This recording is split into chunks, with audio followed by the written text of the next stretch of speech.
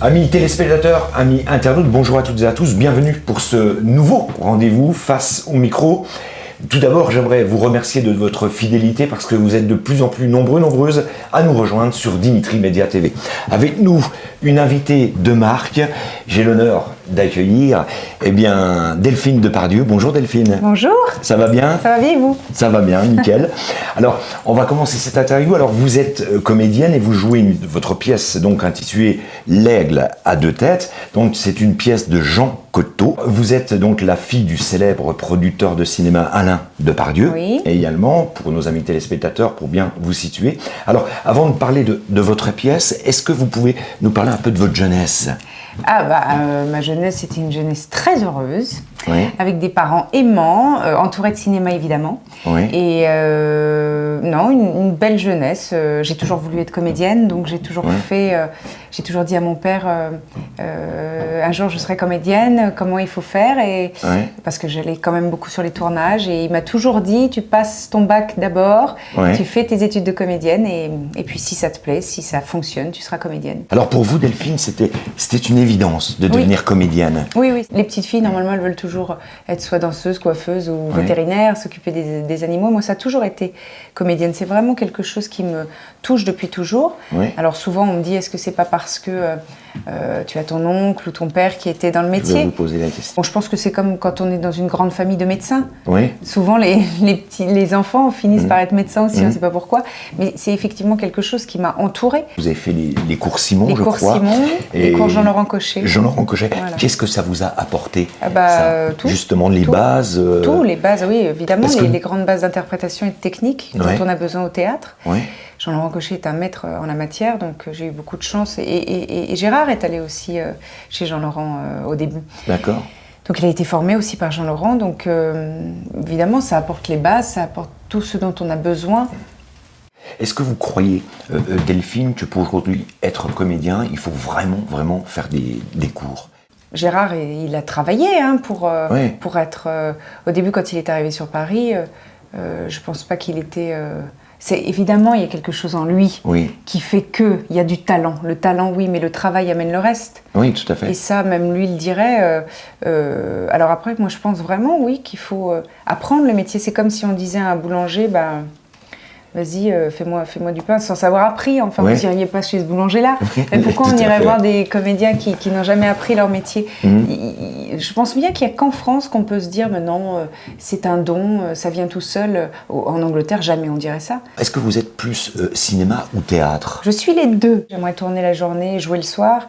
J'aimerais aller à Hollywood, j'aimerais tourner en Angleterre, Ça se fera.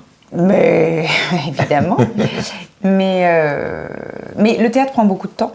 Oui. C'est vrai que de nos jours, quand on joue au théâtre, parfois les castings même vous disent non, si elle joue au théâtre, c'est pas la peine qu'elle vienne parce que le tournage de toute façon se fera à Bordeaux, elle joue à Paris, et puis quoi qu'il arrive, il faudra, même s'il se tourne à Paris, il faudra la lâcher avant 5 heures parce qu'elle aura besoin d'aller se préparer.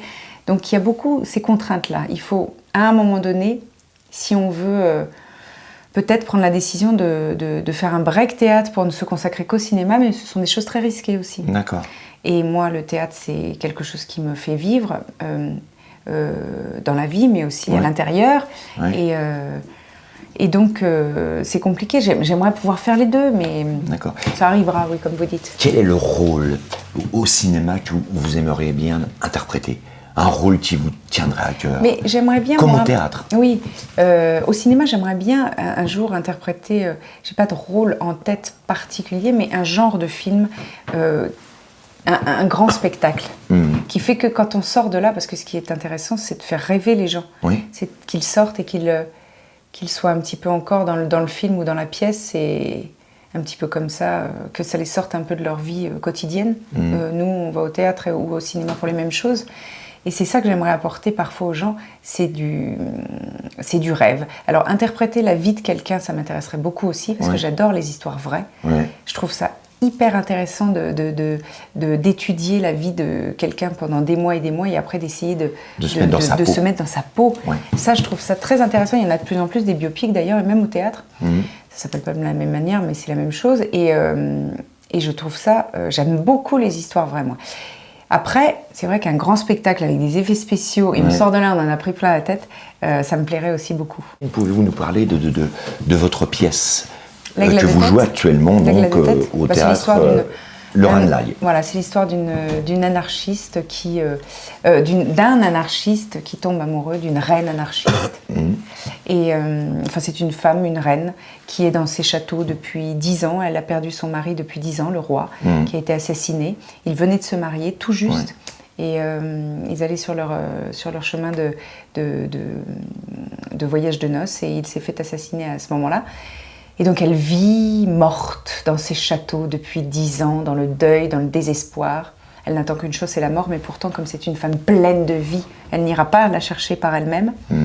Et ce jeune homme anarchiste arrive dans sa vie, qui était là pour la tuer, et qui rate son coup. D'accord. Mais ce jeune homme est le sosie du roi. D'accord. Le même physique. Donc elle tombe éperdument amoureuse de lui. En une seconde, en une fraction de seconde. C'est le coup de foudre. C'est le coup de foudre, évidemment. Cocteau, de toute façon. Et elle va lui demander de la tuer pour pouvoir, parce qu'il est venu la tuer, donc elle va lui demander, maintenant tu remplis ta mission, tu iras jusqu'au bout, pas tout de suite, mais tu iras jusqu'au bout, on a 3 jours pour faire tout ça. Et ça va se finir en tragédie, parce qu'évidemment c'est une histoire d'amour qui n'est pas possible.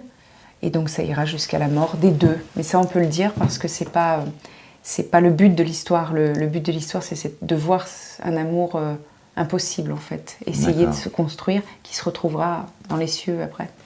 C'est beau, venez voir la pièce. Amis internautes, amis téléspectateurs, ça se passe à Paris, au théâtre Le Ranelagh. Alors, maintenant, vous avez joué, on va revenir sur votre carrière très rapidement, vous avez joué avec Alexis Moncorgé, c'est ça? Là, c'est mon partenaire en ce moment. C'est votre partenaire en ce moment. Il a quand même reçu le Molière de la révélation masculine, c'était en 2016. Donc, est-ce que ça se passe bien avec tous ces acteurs, les acteurs? Il y a une bonne ambiance? Il vaut mieux.